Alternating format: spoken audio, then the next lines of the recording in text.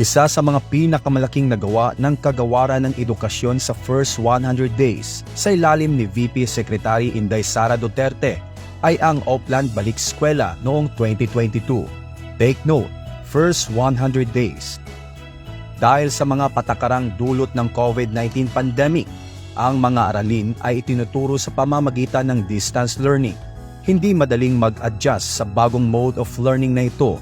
Pareho din sa hamon kapag muling babalik sa in-person o face-to-face classes. Upang tugunan ito, nagbigay ang DepEd ng 3 months transition period mula August 22 hanggang October 31, 2022, kung saan inatasan ang mga paaralan na pagtuunang pansin ang mental wellness at well-being ng mga mag-aaral sa unang mga linggo ng klase bago ipatupad ang full face-to-face classes sa November 2, 2022. Nangako rin ang DepEd na lutasin ang learning gaps at losses na dulot ng pandemya.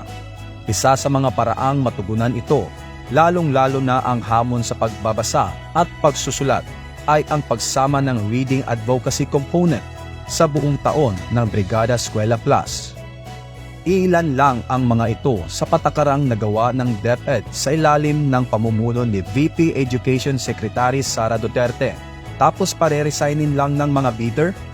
Sasayangin mo ang accomplishments ni VP Sara dahil sa personal na agenda of the few.